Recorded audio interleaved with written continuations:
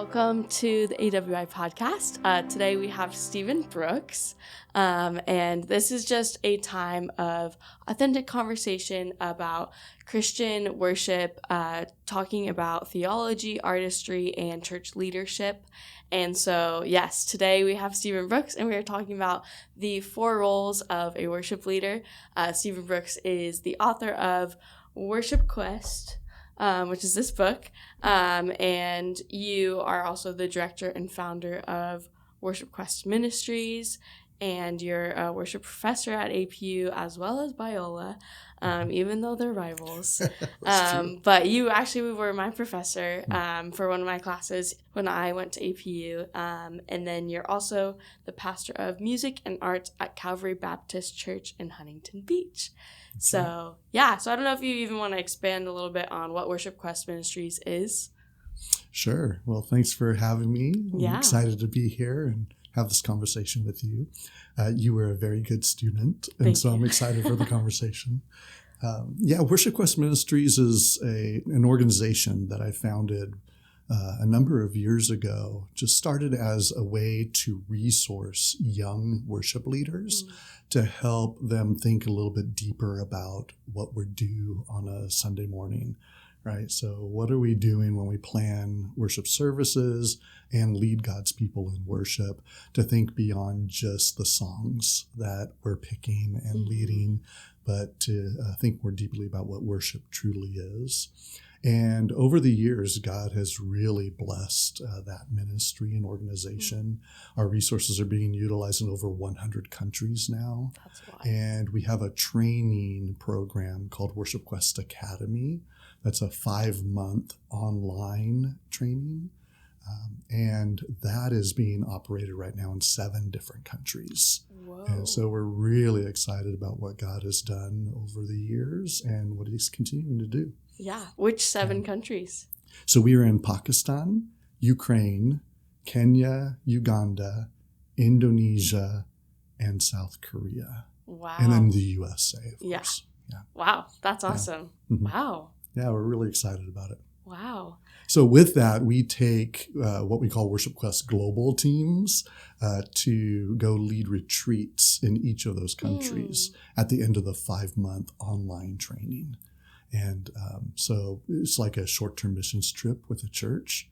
And we have this team that will go and help to lead the retreat, leading musical worship, being prayer leaders and mentors for the students that have gone through Worship Quest Academy.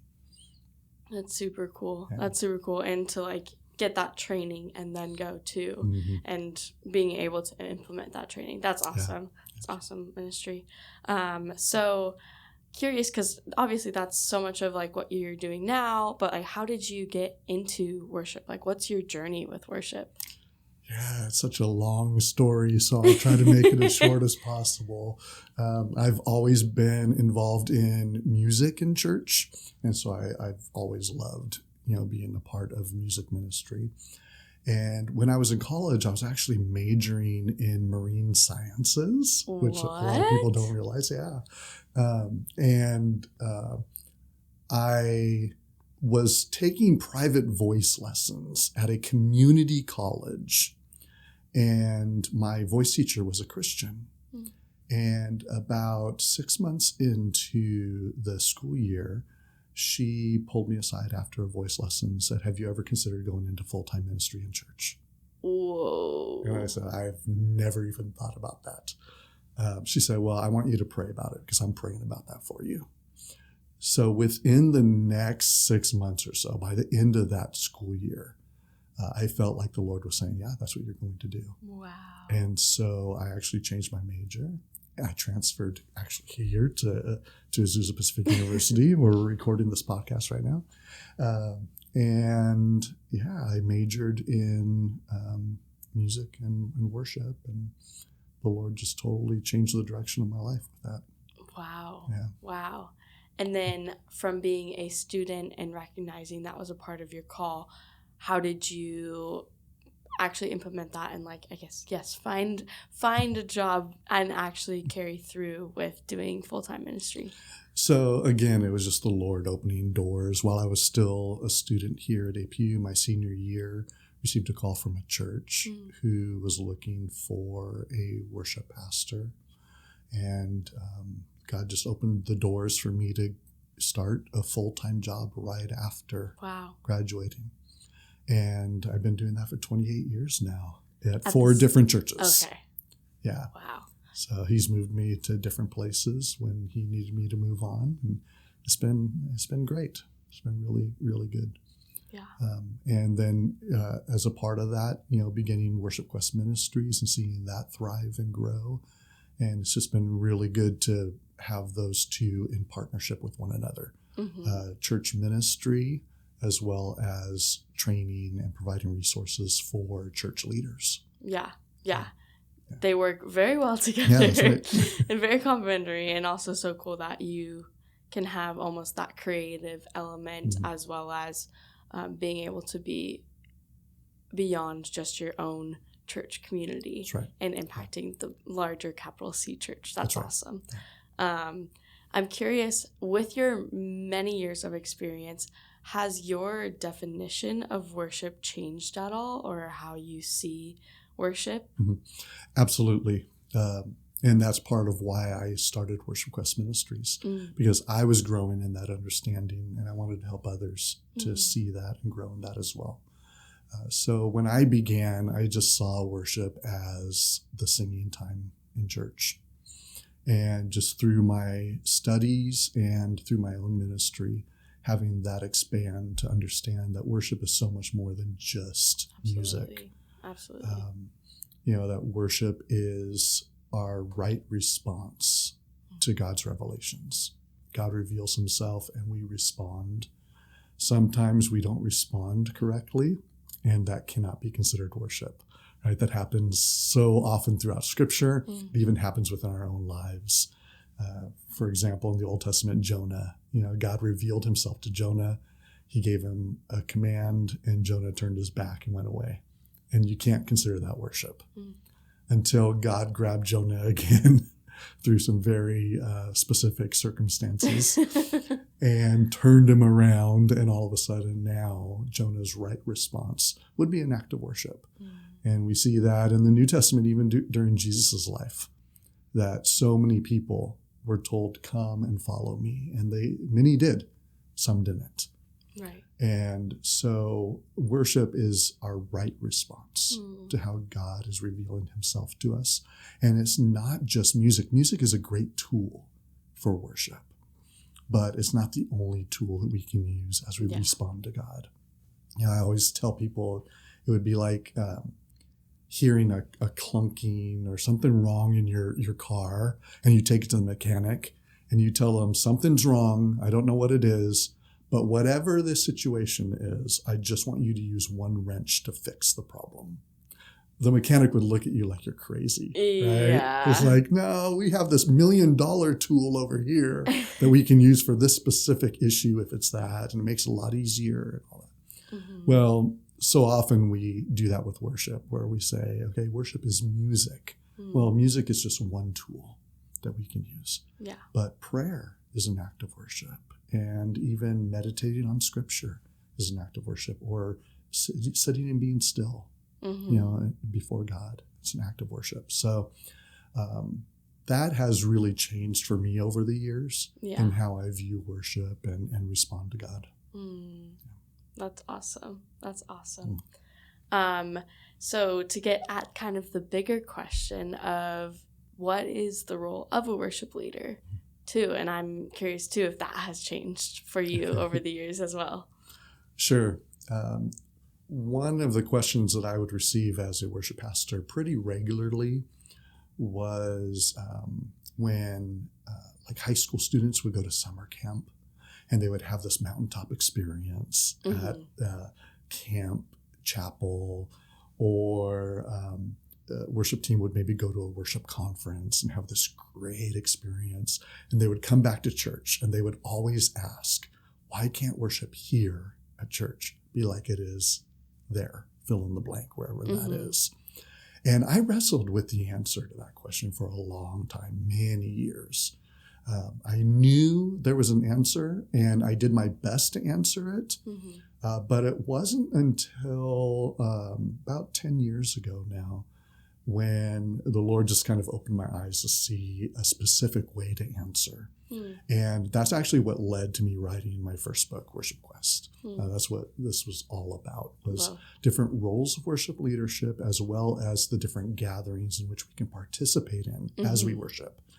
And so the answer to their question of why can't worship here be like it is there is because that is a different gathering of worship than what we experience on a Sunday morning. True. When you go to summer camp, it's a completely different situation, right? Or if you go to a conference or even chapel at a private Christian university, right? It's a different experience than what you have on Sunday mornings. And there are a lot of different reasons why that's the case. But in looking at the different gatherings, I realized that it takes different leaders or different roles to lead in those different worship gatherings. And so when it comes to worship leadership, often we just call it one title, which is worship leader. Right. And that's fine to a certain extent. But if you want to really unpack it, worship leader is really only one of 4 different roles that you can participate in under the umbrella of worship leadership. And it comes down to calling. What is God calling you to when he calls you to worship leadership? So many people are called to worship leadership, but they may fulfill that role in different ways. Right? Yeah. On a large scale, all Christians have a calling to worship. Right? Absolutely. To worship, right? Even that word calling is from the Latin vocare, which is where we get the word vocation from, or even the word voice comes from that same root Latin word. So it means to call or to summons. And so we all have that general calling to worship God, to serve one another, right? To help others become worshipers of God. That's a general calling upon the Christian life. But everybody also has a specific calling. And that's where it comes down to, how am I going to fulfill the general calling? Right. And if you're called to worship leadership, then you need to know how best to fulfill that calling. Yeah. So for me, the way I look at it, the 4 different roles of worship leadership, the first one being the worship leader, where the primary responsibility of the worship leader is to lead the congregation in their worship. So the worship of the congregation. The primary role of a worship leader on Sunday morning is not to worship God, which sounds so strange to say. Yeah. I mean, we're hoping that the worship leader will be a worshiper and will worship God, but that's not their primary responsibility. Their primary role in that moment, what God has called them to do, is to help the people out in the congregation actually worship. So what are the ways that I can plan a worship service to help them respond to God in a full, wholehearted kind of way? Yeah. Right? And knowing that worship is more than just music, that means as we plan a worship service, we're not just going to be thinking about music. Right. Again, it's a great way to respond, right? But a worship leader is probably going to be planning out the prayer time just as much as they're going to be practicing music or thinking through scripture. What kind of scripture can I use to help the congregation to respond to God? How do I engage them in scripture reading? So maybe it needs to be a responsive reading, so they are actually reading the words of God, putting worship onto the lips of God's people rather than it just happening from the platform. Yeah. Right.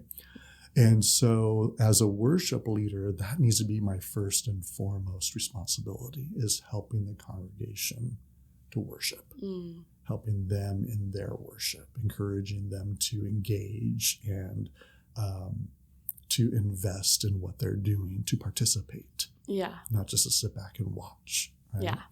Yeah. And that's a different kind of role. It totally takes it off of your shoulders and places it really upon the congregation. They are not the audience. God is the audience. Yeah. They are actually the performers, if you want to look at it that way. You as a worship leader are just there to encourage their performance of worship, their response of worship. So that would be the first role of worship leadership. The next role I see is what I call the song leader. Some churches may call it a music director or music minister. But for them, their primary responsibility is the music portions of the service. And the reason this is a different role than the worship leader is because most of the time, the song leader is not really thinking about other elements of worship. Yeah. They are primarily thinking about the musical portions, the songs. And so then you have to ask, well, why would this be a role that the church needs? Shouldn't everybody be a worship leader? Well, there are some people who are called only to be a song leader. Their passion is music.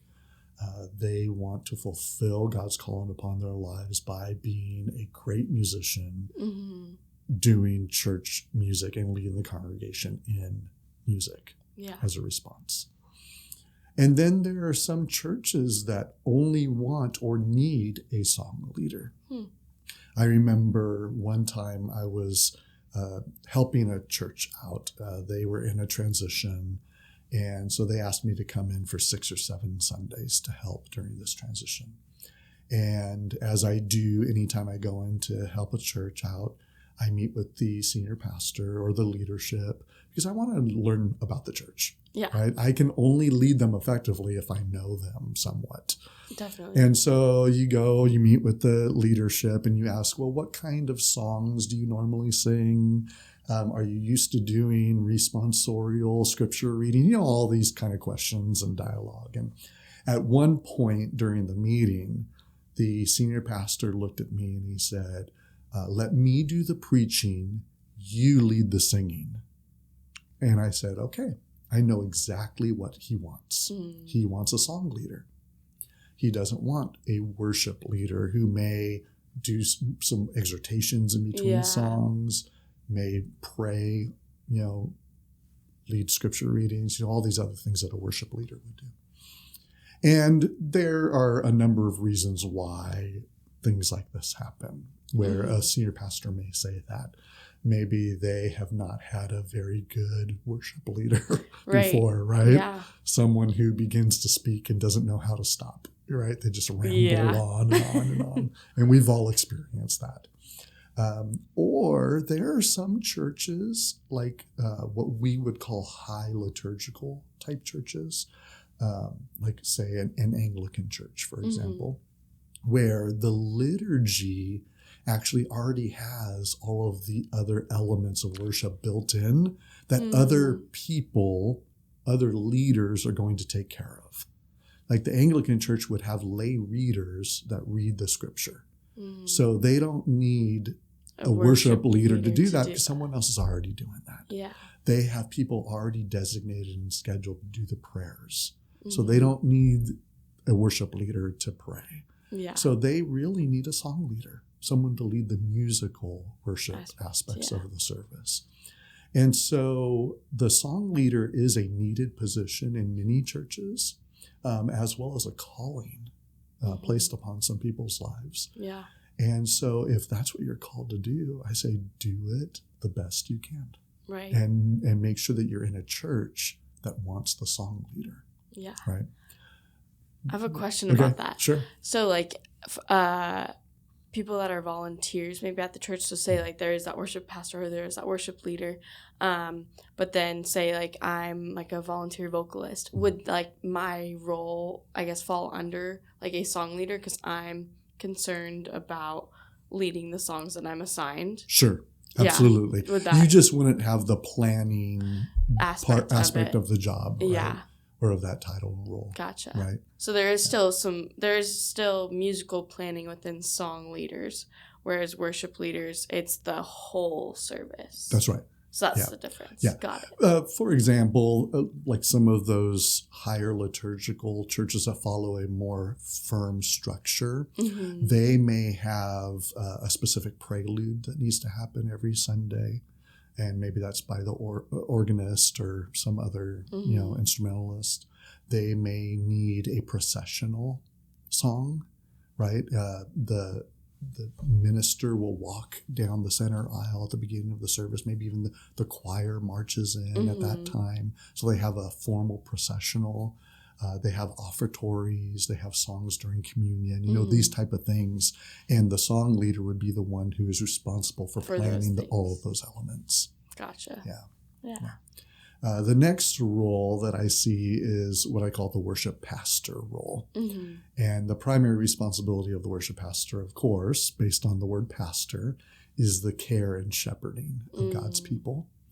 Now, a lot of times this is designated as a pastor over your specific ministry that you oversee within the church. So the worship ministries. So maybe it's the choir, an orchestra, the praise band, a worship team, all of that. They would pastor those people that serve in those ministries. But beyond that, a worship pastor should be pastoring the entire church. Yeah. And oftentimes, much of the responsibility of a worship pastor doesn't even happen on Sunday mornings because it's going to include praying with people, maybe even some counseling.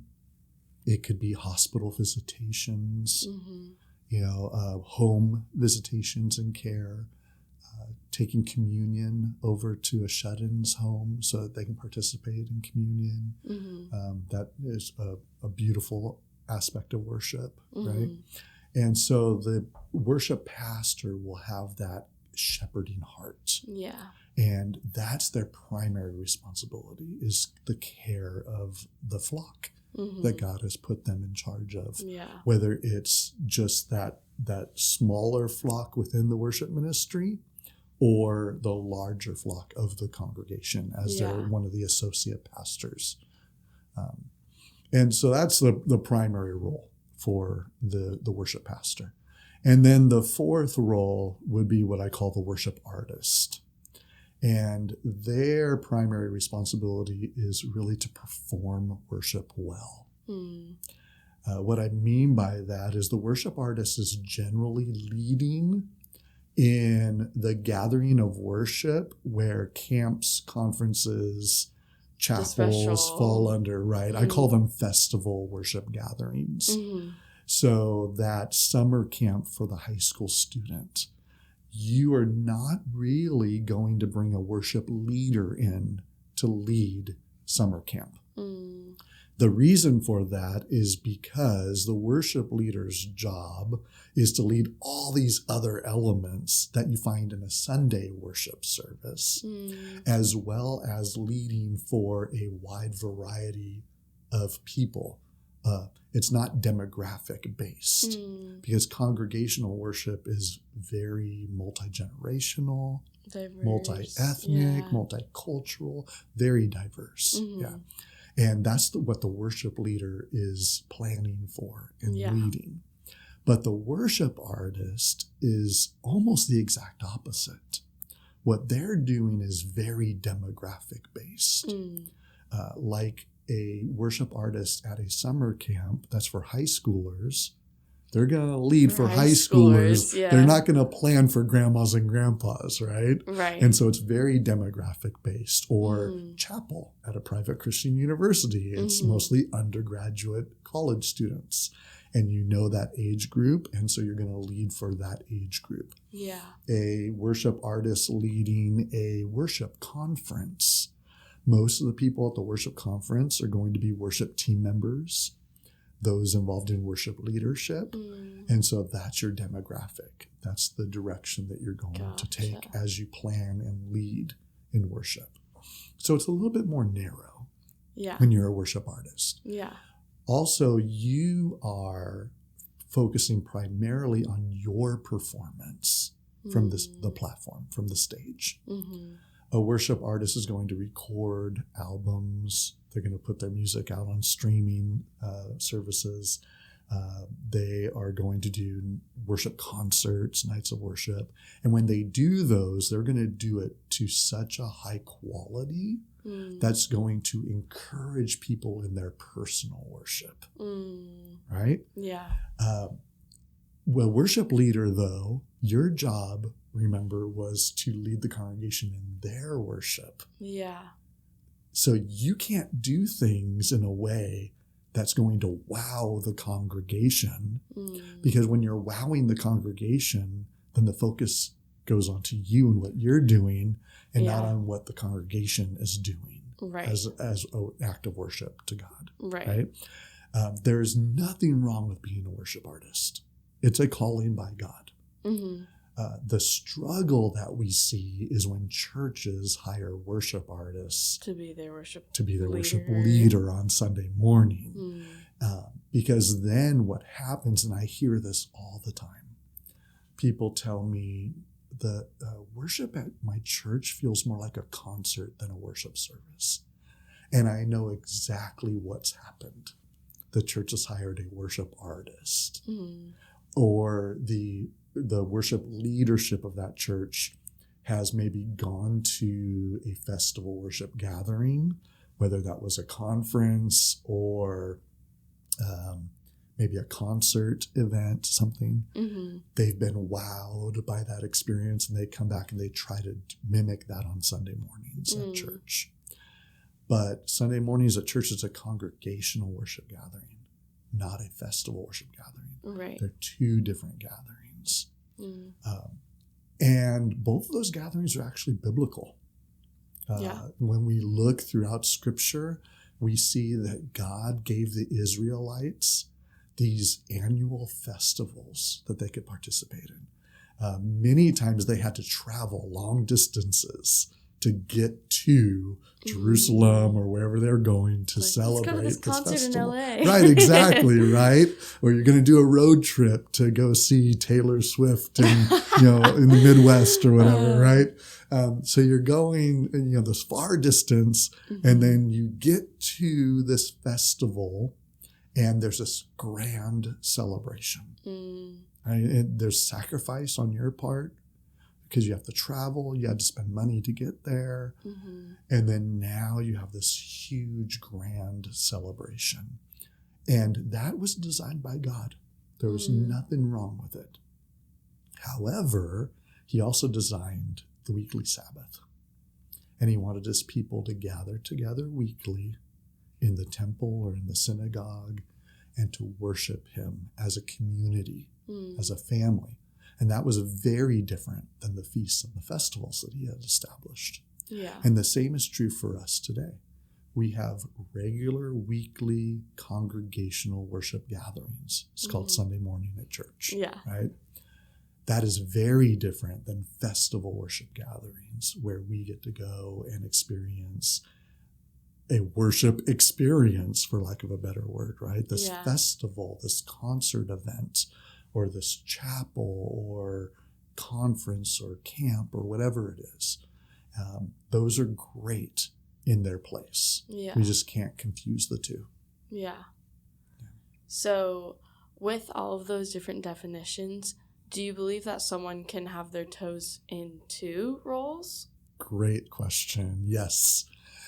In fact, when you are called to a specific role, oftentimes you have to put on different hats of the other roles. Yeah. Right? So when you are a worship leader, you need to lead pastorally. So you have to also wear the hat of the worship pastor at times. Mm-hmm. You can't, as a worship leader or a song leader, if one of your worship team members comes to you and say, man, I'm really struggling with this. I don't know what to do. Can you pray for me? Sorry, I'm not a worship pastor. That's not what God's called me to do. Right? You're still going to have shepherding moments. Mm-hmm. You still have to care for those that God has placed under your, within your circle, under your care. So you will have different aspects and elements. As a worship pastor, you may be called on to lead the musical aspects of your congregation, of your church. Mm-hmm. It's very common. So you have to be a song leader as well at times. The main thing that I would say is, for those of us called to worship leadership, we just really need to understand which role God is calling us to and understand what the primary responsibility of that role is, but also knowing that we may have to do some of the other aspects of the other roles. Right. It's not that we're insulated into one role. Yeah. But know that if you're called to be a worship artist and then you're invited to lead worship at church on Sunday, don't lead worship on Sunday morning like you would on Friday night at the coffee house or at a worship concert event. Take that hat off and put on a worship leader hat, knowing that you don't want to draw attention to yourself in that moment on Sunday morning. You are there to encourage the congregation in their worship. So how can you place them at the center of responding to who God is, making him the audience? Yeah. So even with a worship artist, you believe that they can have their toes in in different waters too. Absolutely. Of okay, say that is, if I operate more as a worship artist in general, but it's I'm asked to lead worship at a church, then it's it's just that shifting of the mindset and of the heart and the focus to know the purpose of, arguably, is it knowing the purpose of each space of worship too, that Absolutely. Then determines which role you step into. Right. Yeah. Because it's it could be a festival, it could be a corporate, it could be personal. Right. Yeah, just understand what setting you're in and what your responsibility is within that setting. So often worship artists maybe will take a job at a church because it's a steady paycheck. It's in week in, week out. Exactly. And I would say that if that's the reason you're doing it, find another job. Get a job at Starbucks or something, because that's not really why we should be doing what we do on a Sunday morning and leading the congregation. But if you have that desire to help others worship God, and a church is offering you this position, but your calling is of the worship artist, just know that when you go into church on Sunday morning, you cannot lead as a worship artist. You must lead as a worship leader, which means you're there to serve the people. Yeah. It's like being a waiter in a restaurant, right? You don't expect the waiter to sit down with you and start eating your food. No, they are to bring the food to you. They've set the table. They're going to clean up after. When you're done. Yeah. And as a worship leader, that's our role, is to help the congregation taste and see that the Lord is good. Now, that means I may not be able to taste and see right now during this hour. Yeah, I may be working really hard to help them to where I can never really fully engage in worship. And that's okay to a certain extent, right? The way I've explained it is the worship leader is like a nature tour guide. I use this analogy in my book, actually. That imagine you have hired someone to show you around the Grand Canyon. And so you drive over to Arizona State and you want to see the Grand Canyon, and you arrive at the designated spot where you've agreed to meet, and there's a park ranger there, and he welcomes you and then turns around and starts walking. he didn't invite you to follow him, but you've already paid. And you know this is the guy you're supposed to meet. So you follow him. But there's a little bit of hesitation because you're not sure. As you're walking, you're seeing all kinds of things around you. You're seeing these plants, you're seeing animals scurry about, but the tour guide is not saying a word to you. Occasionally, he looks over his shoulder to see if maybe you're still there, but he keeps walking. Finally, you get to this big hole in the ground, and he's just standing right in front of you. Like, you can't get a good shot. You're trying to get a picture, and he's standing there, so you're moving up here, moving around him, and he's right in your shot. We would probably say that was not a very good tour guide. Yeah. And yet, we as worship leaders often do the same thing, where we will begin the worship service by saying, welcome, glad you're here. And then we hit that first chord on the guitar, and we close our eyes, and we just begin to worship.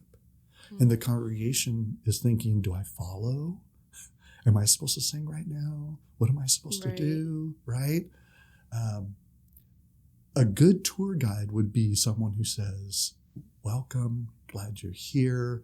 We're going to see so many wonderful things today. Let me show you some of them as we walk. Let's go.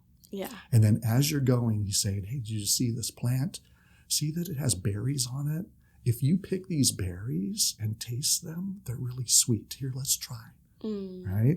And you can actually, if you got lost out here, you can live off of these berries. They have some really good nutrients. Oh, did you see that animal that just ran by? That's not even from here. It's not even native. Someone brought it in, and now they've multiplied, and we can't get rid of them. And then they're walking, and they get to the hole in the ground, right? And they step to the side, and they say, behold the majesty of the Grand Canyon. A worship leader does that. Hey, in this next song, these are some of the words that we're going to sing. Think about that as we sing them together. After the first song, reading scripture, pointing out these things about who God is and who he wants to be in our lives. Praying, right? Allowing us to see God. And then at some point being able to step to the side and say, behold the majesty of our God. Yeah. And with that, now we're able to join in to worship. We're able to be led into worship. And when that happens, hopefully the worship leader can join the congregation in worshiping God. Right. Just like the tour guide still gets to see the beauty with the person he's showing the beauty to. The tour guide still got to taste the berries, right? And now the worship leader gets to also see, taste, and see that the Lord is good. Yeah. And join in worship. But that's not the primary responsibility of the worship leader. Right. That's a wonderful added benefit to being a worship leader. We're a part of the congregation, we can worship along with the congregation. But our primary job on Sunday morning is to help them worship. And once they get to worshiping, then we can say, all right, now I get to join them. I can taste the berries and too. I can taste it too. Yeah. And so any of the roles of worship leadership, whether it's the worship leader, song leader, worship pastor, or worship artist, you're going to be doing some of the things that the other roles are doing, but you always come back to what God has called you to and what the primary responsibility of that role is. Yeah. Well, that's awesome. And that's super helpful, like information even like my own reflection of my journey with worship and recognizing the different times I've had to put on different hats. Right. And so with all of that, what would you say to your listener who is a worshiper and who is discovering their journey of worship as in worship leadership, and discovering their innate calling of like which role they fall under, but also in knowing how to operate in all of them? What would you say? Yeah. First and foremost, and this sometimes becomes the easy Christian answer, but is pray. You have to pray, seek God's purpose and design for your life. So often we seek God's hand before we seek his face. And what I mean by that is we're always like asking for things, God to bless me in this or provide for me in this.